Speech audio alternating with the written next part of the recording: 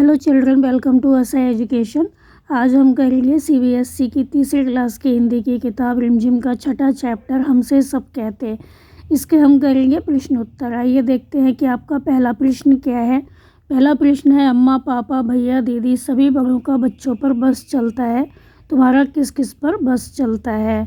तो इसका आंसर होगा कि हमारा बस केवल अपनी ही चीज़ों पर चलता है, जैसे खिलौने हैं, किताबें हैं, इनको कोई तोड़ सकता है या इनको फाड़ सकता है। तो इन चीज़ों पर जो कि हमारी होती है, इन पर हमारा बस चलता है, हम दूसरों को कुछ बोल सकते हैं।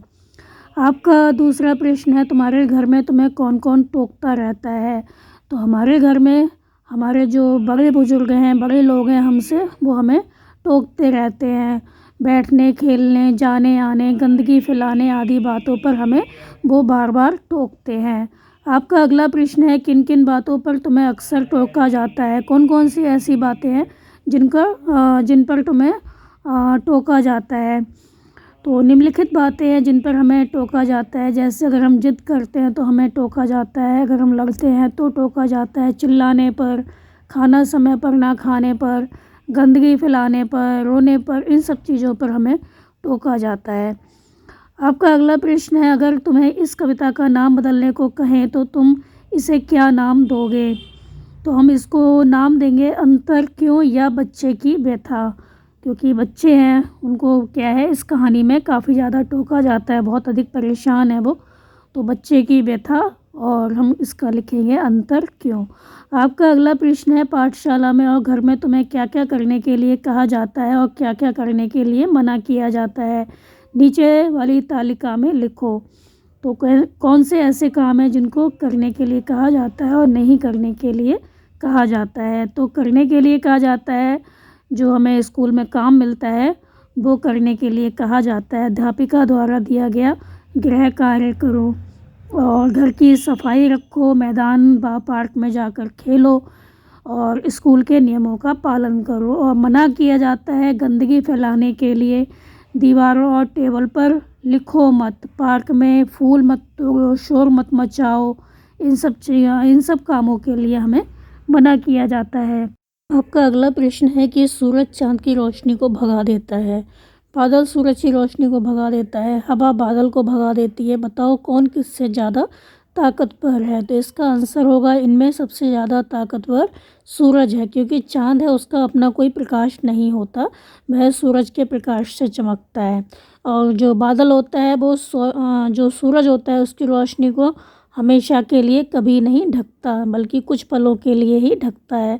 तो जैसे ही बादल छटते हैं, ख़त्म होते हैं, तो क्या होता है, सूरज की रोशनी फैल जाती है। तो इन सब में जो सूरज है वो सबसे ज़्यादा ताकतवर है। तो अगला प्रश्न है कि शालू को बहुत सी चीज़ों के नाम आते हैं, उसने नामों को लिख लिख कर पट्टी भर ली, वे नाम मैंने नीचे लिख दिए हैं। तो जो शालू की सूची है वो दी गई है ये।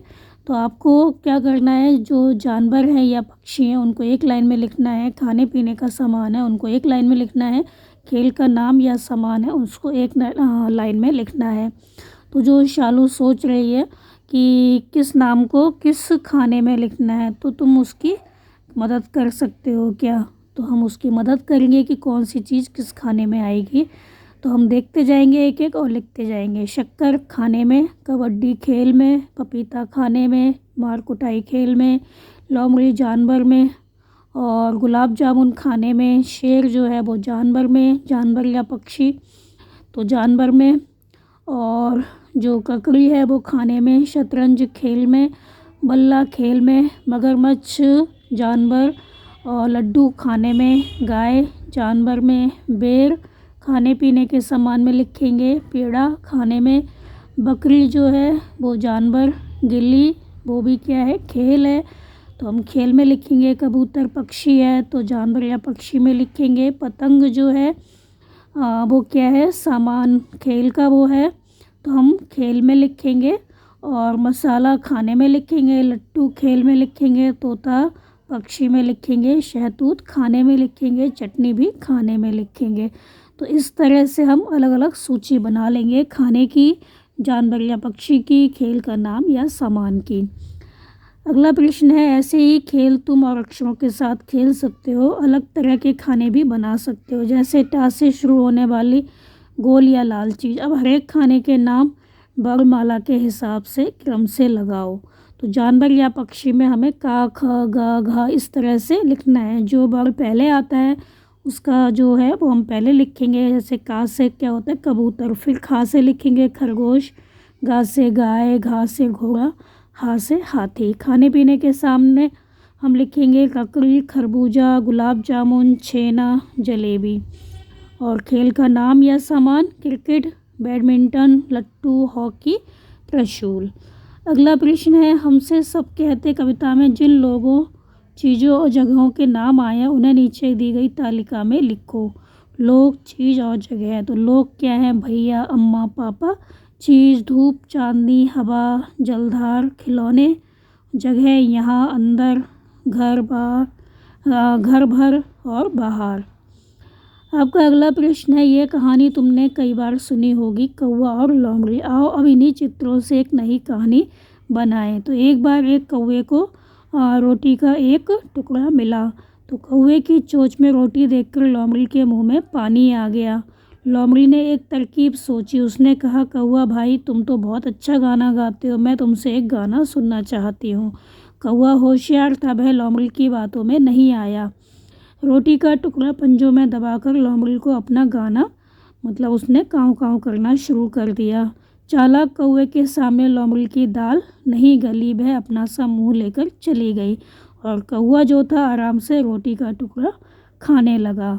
तो इस तरह से कौवे ने क्या किया, चालाकी दिखाई और उसका जो रोटी का टुकड़ा था वो लोमड़ी को देने से लोमड़ी उसको नहीं ले पाई। तो लोमड़ी सोच रही थी ये गाना गाएगा, इसका जो मुंह में जो रोटी का टुकड़ा है वो गिर जाएगा गाना गाने से, तो वो उसको खा लेगी। लेकिन जो कौवा था वो चालाक था। तो यहाँ पे हमारे जो क्वेश्चन आंसर हैं बच्चों वो ख़त्म हो गए। आप इनको अच्छे से समझ कर याद कर लीजिए और हमारे चैनल असह एजुकेशन को लाइक कीजिए, सब्सक्राइब कीजिए और शेयर करना बिल्कुल मत भूलिए। Thank you.